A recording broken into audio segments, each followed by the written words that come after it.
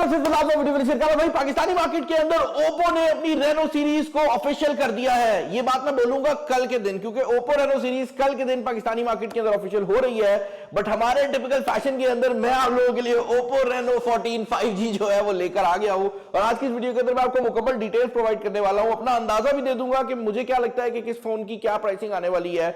But इसकी जो exact pricing है वो कल के दिन ओप्पो ऑफिशियल लॉन्च कर देगा। 3 नए फोन आ रहे हैं।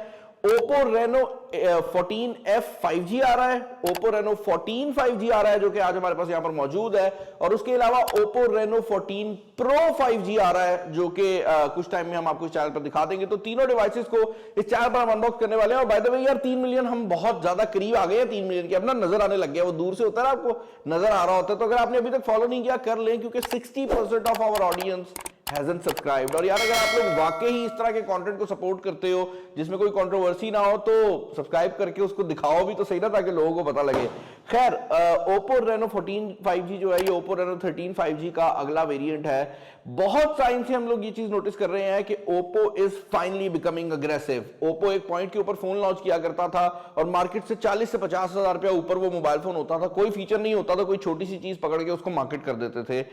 बट इस फोन के अंदर ओप्पो ने एक्चुअल चेंजेस किए हैं। बट मैं देखूंगा कि कहां पर ओप्पो गिमिक दिखा रहा है और कहां पर वाकई ही जो है ना हमें अच्छे फीचर्स मिल रहे हैं। खैर, डब्बे की अगर आप बात करते हैं तो आप देख सकते हैं डब्बा यहां पर जो है ये एक सिल्वर कलर के अंदर आ रहा है। और ये जो आप डिजाइनिंग देख रहे हैं ना, ये भी ओप्पो के इस फोन की एक्चुअल डिजाइनिंग है। जो कलर हमारे पास मौजूद है ये ओपल व्हाइट है, और जो वेरिएंट मेरे पास मौजूद है ये 512 GB वाला वेरिएंट है। इस मोबाइल फोन में 2 वेरिएंट आ रहे हैं, और मेरे ख्याल से ज्यादातर लोगों को जो वेरिएंट परचेज करना चाहिए वो इसका 256 GB वाला वेरिएंट होने वाला है। उसकी रीजन ये है कि मुझे ऐसा लगता है कि that variant is going to be 1.5 lakh से 1,55,000 रुपए के प्राइस टैग के अंदर। और अगर वो इस रेंज में आ जाता है तो that is going to be one of the best variants जो कि आप इस प्राइस रेंज में परचेज कर सकते हैं, क्योंकि ये मोबाइल फोन एक कंप्लीट डिवाइस है। एटलीस्ट ओप्पो ये कहता है, हम देखेंगे कि कंप्लीट है कि नहीं। डब्बे को अनबॉक्स कर लेते हैं। इसका ये जो ओपल व्हाइट कलर है ये बड़ा ही खूबसूरत लगता है, हमने इसको देखा हुआ है और आपको मैंने अपने शॉर्ट कंटेंट में दिखाया भी हुआ है। बॉक्स के अंदर आपको एक्सेसरीज के नाम पर सबसे पहले तो ये बुकलेट देखने को मिल जाती है, जिसके अंदर आपकी कुछ पेपर वर्क वगैरह आ जाता है। इसके अलावा यहाँ पर आपके पास एक केस है। अब ये जो केस है ना ये बड़ा यूनिक है। उसकी रीजन ये है कि इसकी जो साइड्स हैं वो आपको मिलती हैं सिलिकॉन की। बैक जो है वो हार्ड प्लास्टिक है। तो ये हार्ड प्लास्टिक और सिलिकॉन के दरमियान में कोई चीज बनाई है उन्होंने, और नॉर्मल जो केसेस आते हैं बॉक्सेस के अंदर उससे काफी प्रीमियम फिनिश भी प्रोवाइड कर रहा है। आई एम अज्यूमिंग कि ये बैक पर हार्ड इसलिए रखा गया है क्योंकि इस मोबाइल फोन की बैक काफी खूबसूरत है और ओप्पो उसको दिखाना चाहता था। खैर, मोबाइल फोन को यहाँ पर हम निकाल लेते हैं, इसकी तरफ हम आएंगे। बॉक्स के अंदर जो आपको चार्जर देखने को मिल जाता है वो ओप्पो की अपनी सुपर वूक चार्जिंग वाला चार्जर है। 80 वॉट्स के ऊपर काम करेगा। तो this is the exact same charging जो कि आपको ओप्पो की पुरानी जनरेशन में भी देखने को मिली थी, यानी कि रेनो 13 वाली ही चार्जिंग आपको देखने को मिल गई है। तो वही चार्जर और वही सारा सिचुएशन जो है वो यहाँ पर मौजूद है। सिम इंजेक्शन पिन आपको बॉक्स में मिल जाती है। मोबाइल फोन जो है वो यहाँ पर हम निकाल लेते हैं, और जैसा मैंने आपको बताया था इस मोबाइल फोन की जो बैक की लुक है सारे पैसे उसके हैं। ये मोबाइल फोन पहले की निस्बत बहुत ज्यादा खूबसूरत हो गया है। और जनरली मैं एक ऐसा बंदा हूं जो कहता है कि यार अगर आप मोबाइल फोन को ज्यादा डिजाइन करोगे ना तो वो प्रोफेशनल नहीं लगता, लेकिन इस फोन के अंदर ओप्पो ने इसको ऐसे अंदाज से डिजाइन किया कि ये प्रोफेशनल लुकिंग फीलिंग भी दे रहा है, यानी कि ये ऐसा नहीं लग रहा कि आप किसी ऑफिस मीटिंग में ना निकाल सकें। बट ये मोबाइल फोन इतना खूबसूरत भी है कि नजर आता है कि आपको अच्छी चीजों का शौक है। अच्छा, बैक पर एक चीज जो कि सबसे बड़ी डिफरेंट हो गई है पिछली जनरेशन की निस्बत, वो ये है कि पिछली जनरेशन में आपको 2 कैमरास देखने को मिलते थे, यानी कि वहां पर आपके पास एक मेन कैमरा था 50 मेगापिक्सल्स का और एक अल्ट्रा वाइड एंगल कैमरा था 8 मेगापिक्सल का। इस मोबाइल फोन के अंदर आपको रेनो 14 के अंदर 3 कैमरास मिल रहे हैं, और जो बड़ी बात है वो ये है कि तीसरा कैमरा जो ऐड किया गया है वो आपका जूम कैमरा है 50 मेगापिक्सल के साथ। तो आपको एक 50 मेगापिक्सल का एक्स्ट्रा सेंसर देखने को मिल रहा है, और उससे भी मजेदार बात यहां पर यह है कि ये पोर्ट्रेट फोटोग्राफी के लिए बहुत ज्यादा हेल्पफुल होने वाला है। आपने अक्सर देखा होगा वो जो DSLR वगैरह के कैमरास होते हैं ना वो जूम लेंस के साथ आते हैं। उसकी रीजन ये होती है कि जब आप जूम तस्वीर लेते हैं वो पोर्ट्रेट में काफी खूबसूरत लगती है, तो वो चीज भी यहां पर डाल दी गई है। ओप्पो ने फ्लैश का भी काफी शोर डाला है, इसके ऊपर भी हम बात करेंगे। उसके अलावा बॉडी जो है वो मेटल की रखी गई है। यहाँ पर कॉर्निंग गोरिल्ला ग्लास 7i को यूज किया गया है। जो डिस्प्ले यहाँ पर लगाया हुआ है, ये डिस्प्ले भी काफी हाई रेजोल्यूशन और काफी हाई ब्राइटनेस वाला डिस्प्ले है। और छोटी छोटी चीजें हैं जो कि ओप्पो ने इंप्रूव की हैं। यहाँ पर जो वाइब्रेशन मोटर है वो काफी इंप्रूव हो गई है, तो जब मैं ये ब्राइटनेस कम ज्यादा कर रहा हूं, मेरे हाथ में मुझे बकायदा टैप्टिक इंजन वाला जो फीडबैक है वो आ रहा है। और उसका फायदा ये है कि मोबाइल फोन थोड़ा सा ज्यादा बेहतर फील होता है। जो फिंगरप्रिंट स्कैनर है उसकी स्पीड भी काफी ज्यादा तेज है, और ओवरऑल जो डिस्प्ले के बेजल्स हैं वो भी आप देख सकते हैं काफी बेहतर है। मैं यहाँ पर ये वाइड स्क्रीन खोल के दिखा देता हूं, आप देख सकते हैं all across the board bezels काफी अच्छे रखे गए हैं। कॉर्निंग गोरिल्ला ग्लास 7i को यहाँ पर फ्रंट साइड पर यूज किया गया है। और इंटरनल्स की अगर आप बात करते हैं तो this is where things get interesting. इस मोबाइल फोन के अंदर वही प्रोसेसर लगाया गया है जो कि आप रेनो 13 5G के ऊपर देख चुके हैं, यानी कि मीडियाटेक का डायमेंसिटी 8350, जो कि इस प्राइस रेंज के अंदर one of the most powerful chipsets है। क्योंकि जनरली इस प्राइस रेंज में या तो आपको वो गेमिंग वाले फोन मिलते हैं जिनमें फ्लैगशिप प्रोसेसर आ जाते हैं, या जो ओवरऑल डिवाइसेस आती हैं उनके अंदर स्नैपड्रैगन का 7 Gen 3 का चिपसेट जो है वो आपको देखने को मिलता है। तो उस लिहाज से काफी पावरफुल चिपसेट है। यहाँ पर AnTuTu बेंचमार्क के ऊपर भी ये तकरीबन 1.3 मिलियन का स्कोर प्रोवाइड कर देता है। आसान अल्फाज में बताऊं तो भाई, अगर आप एक ऐसा बंदा है जो कि डे टू डे यूजेज करता है, तो आप इस मोबाइल फोन में और दुनिया के सबसे पावरफुल मोबाइल फोन में स्पीड का फर्क नहीं बता सकते।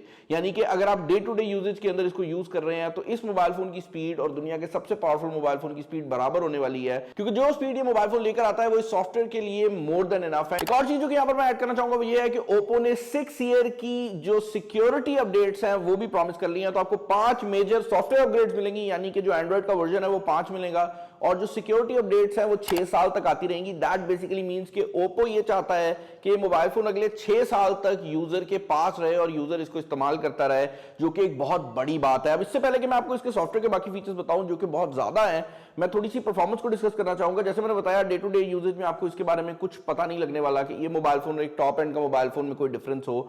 Gaming on the other hand अगर आप इस मोबाइल फोन के ऊपर करते हैं तो वहां पर भी आपको काफी सॉलिड गेमिंग एक्सपीरियंस देखने को मिल जाता है, क्योंकि ओप्पो ने यहां पर अपेरेंटली अपना ड्यूल कूलिंग वाला जो इंजन है उसको यूज किया है, और इसके अंदर एक्चुअल में कूलर का जो साइज है उसको बड़ा कर दिया है। और यही वजह है कि पबजी जैसी गेम्स या कोई भी हैवी टाइटल जो है वो इस मोबाइल फोन के ऊपर आप लॉन्ग टर्म में खेल सकते हैं। इस मोबाइल फोन को स्ट्रेस टेस्ट करके भी हम देख चुके हैं, स्ट्रेस टेस्ट में भी ये मोबाइल फोन हीट अप नहीं होता, जो कि बहुत बड़ी बात है, क्योंकि जो प्रोसेसर इसके अंदर लगा हुआ है वो दूसरे फोन्स में हम ऑलरेडी ओवर हीट होता देख चुके हैं। पबजी की जो परफॉर्मेंस है वो इसके ऊपर HDR पे अल्ट्रा आती है। स्मूथ के ऊपर आपको एक्सट्रीम प्लस का जो फ्रेम रेट है वो भी देखने को मिल जाता है। एक और चीज जो कि यहां पर मैं ऐड करना चाहूंगा वो ये है कि ओप्पो ने इस बार सॉफ्टवेयर पे बहुत ज्यादा फोकस किया है।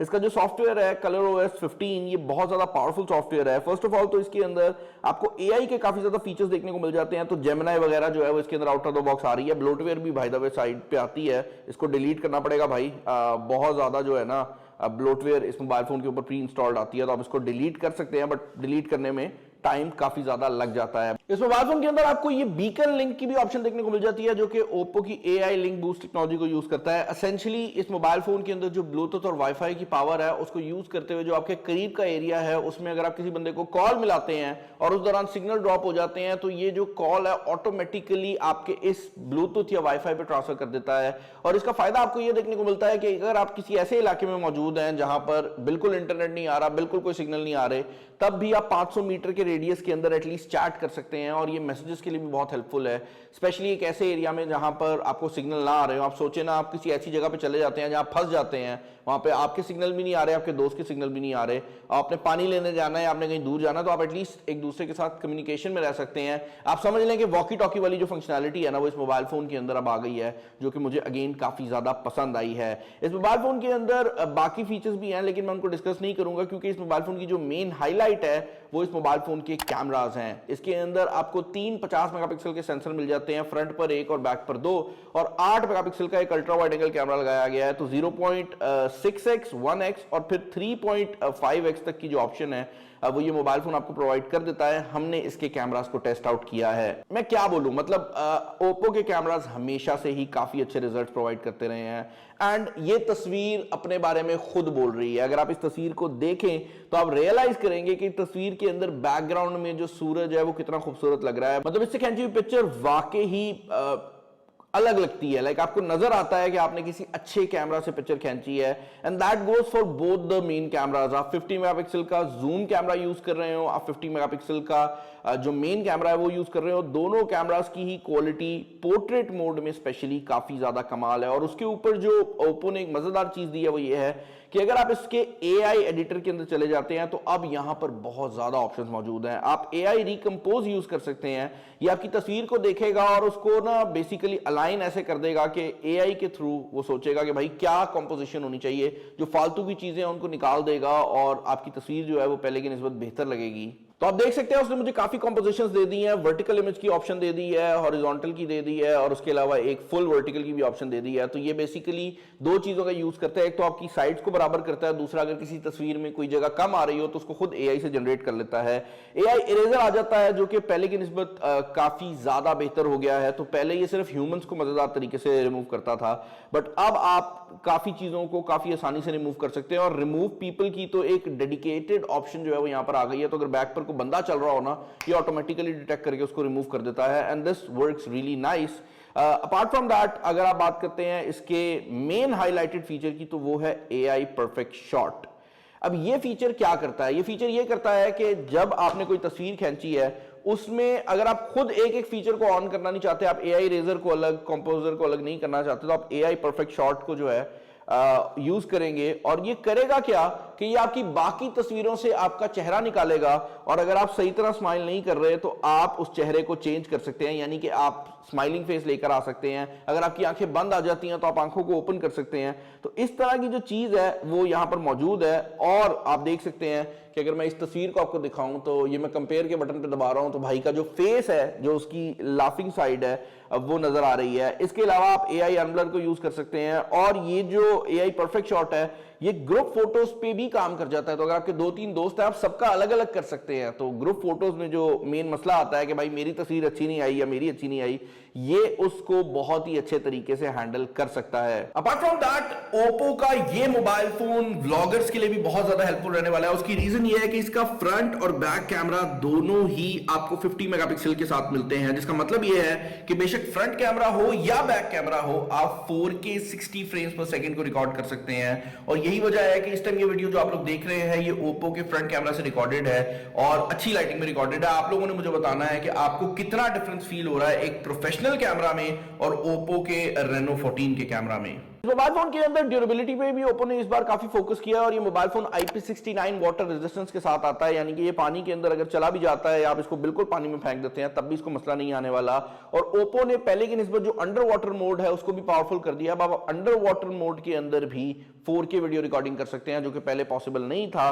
तो ओवरऑल कैमरास की अगर आप बात करेंगे तो this might be the best camera phone जो कि अपने प्राइस रेंज के अंदर पाकिस्तानी मार्केट में इस टाइम अवेलेबल है। अगर आप नया फोन खरीदने जाते हैं तो इससे बेहतर कैमरा डिवाइस आपको आज पाकिस्तानी मार्केट में इस प्राइस रेंज में, ये जो 1.5 लाख की रेंज है, 1,60,000 की रेंज है, इसमें देखने को नहीं मिलेगी। आने वाले टाइम में आ जाए तो मैं कुछ कह नहीं सकता।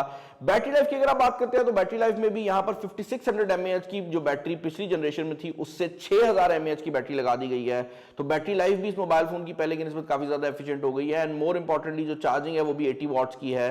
स्पीकर सिस्टम की अगर आप बात करते हैं तो यहाँ पर ड्यूल स्पीकर सिस्टम्स दिए गए हैं, तो यहाँ पर स्पीकर सिस्टम की भी साउंड क्वालिटी काफी सॉलिड है और इस मोबाइल फोन के अंदर IR ब्लास्टर भी आपको देखने को मिल जाता है। तो all in all if you are looking for a complete device, मतलब आप गेमर नहीं है, आप एक नॉर्मल यूजर हैं जो कि बहुत अच्छी डिवाइस ढूंढना चाह रहा है जो हर चीज में पूरी हो, तो ये मोबाइल फोन एक कंप्लीट पैकेज डेफिनेटली है और अपनी प्राइस रेंज में काफी पावरफुल भी है और कैमरास भी काफी अच्छे लेकर आता है और लॉन्ग टर्म की सपोर्ट भी है। तो I can not only definitely recommend this phone, मैं ये भी कहूंगा कि अगर आप लॉन्ग टर्म यूजर हैं जो 3-4 साल बाद फोन बदलता है, ये फोन खरीद लो, आप डिसअपॉइंट नहीं होगे।